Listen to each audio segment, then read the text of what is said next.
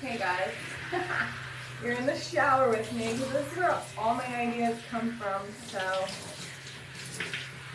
anyway, I was thinking I've known a few people who are millionaires in my life, and all of them knew, like without question, that they were capable of anything that they wanted to do. I literally had a guy tell me once that he was just going to take the bar and become a lawyer without ever having gone to school for it, and never having gone to school for anything like even remotely close to being a lawyer, and he knew he was going to pass, and his family knew he was going to pass. And I genuinely believe, because he was extremely bright, that there's a chance he could pass if he ever decides to do that in his life. And I don't know how the sound quality of this is going to go, but we'll see. And it just made me think, like, you know, in order to be of that successful, abundant mindset, you have to just know who you are without question. And, you know, like, yeah, fake it till you make it, but also, like, just know, you know? You're not even faking it because you know that it's true. And in order to achieve that, you have to say mantras every day. So I figured let's say some together really quick to start our day. So first, like, I am abundant. I am wealthy.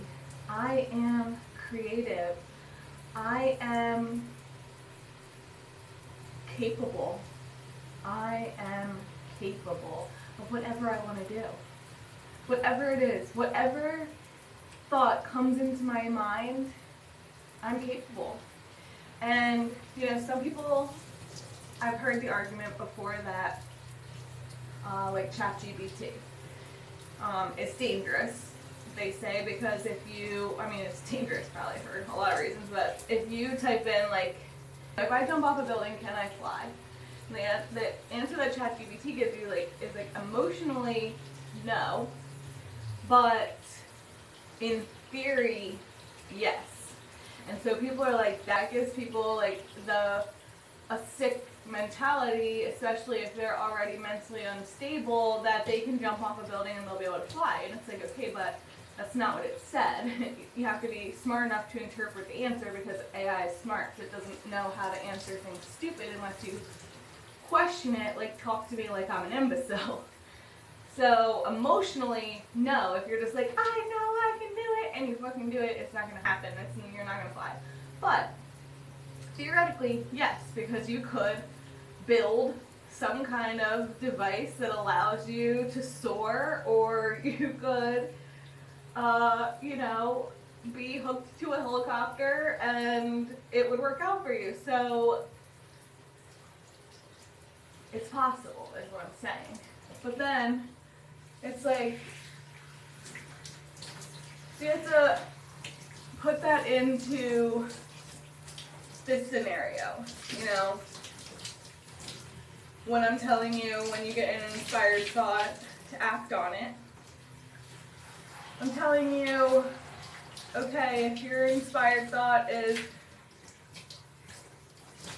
do something that seems emotionally impossible, okay, well, how can you rethink it? How can you come at it from a different perspective? That's how life works. Everything, you should always be trying to do everything at every perspective, so that you can find the path of least resistance, which leads me to the next mantra is, I am always on the path of least resistance.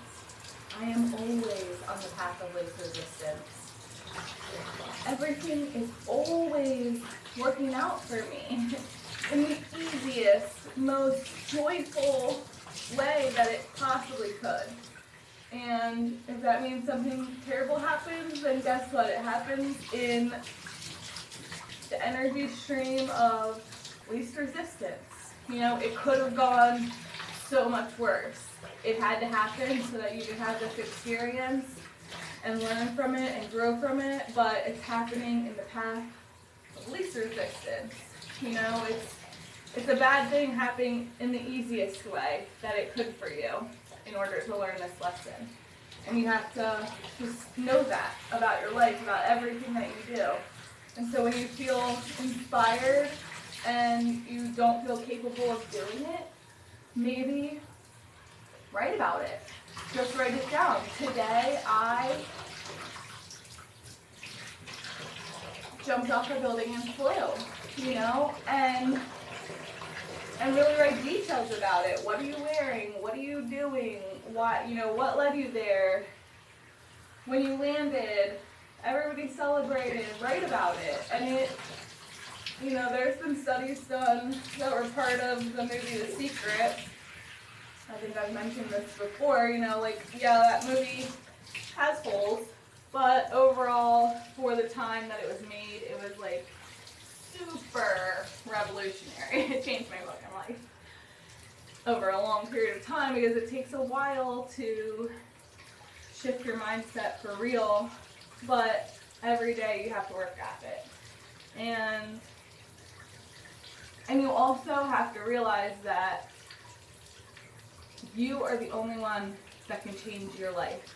You are the only one that can make changes in your life, because if you expect someone else to make changes in your life, they're going to let you down.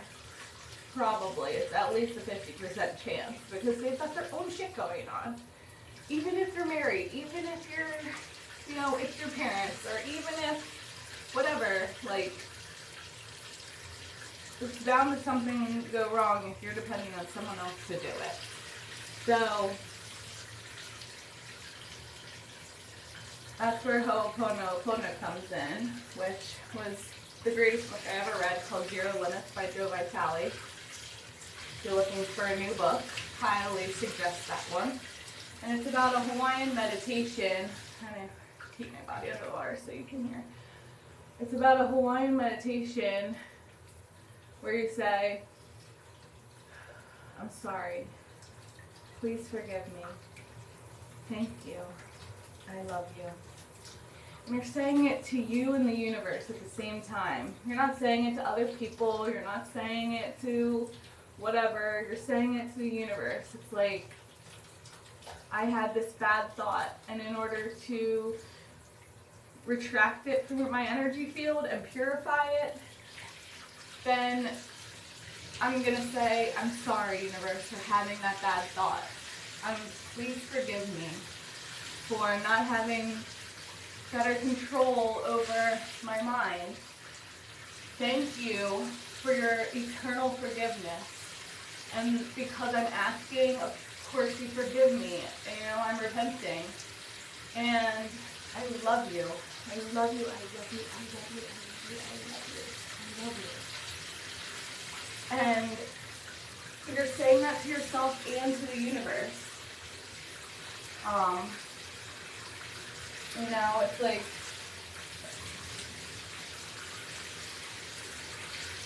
yeah. So purify your negative thoughts, and you want to try to have good thoughts. Is the main point of this, and have good thoughts about yourself. Your I am beliefs. You know, I am wonderful. I am full of wonder. I am moving through life with ease. Try to phrase everything in a positive. You know, you don't want to say, and you want to watch your words. Like, I don't like the word amazing. But I feel like when you tell somebody, like, you're amazing, you're saying, like, you're amazing. You are trapped in a maze. And so it's like a bad spell with your spelling that you're putting on another person because you're not careful about the words that you use. So I prefer to say, you are wonderful. You are full of wonder. And I feel like you always want to phrase stuff. That's what the secret kind of teaches you. It's like you always want to phrase stuff in a positive way. Like, you don't want to say like, I am not poor. Because what did you just tell the energetic universe? The universe doesn't hear not. So you just told the universe you want to be poor. Watch your phrasing, in which by doing that, at first it's difficult, but then it retrains your brain to never have negative thoughts. You're always thinking about things in like a more positive way because you retrained your brain to stop using like passive aggressiveness with your own energy. You know, you want to feel inspired by the words that you're saying. You want to say like, I am powerful. I am joyful. You know, you don't want to say like, I am not sad. That just feels like when you say it, like it's hard to be like, I am not sad. Because this doesn't make sense if you want to say like, I am joyful. It just feels like the energy signature is so much different between those two sentences. So, yeah. So, thanks for taking a shower with me. Mwah.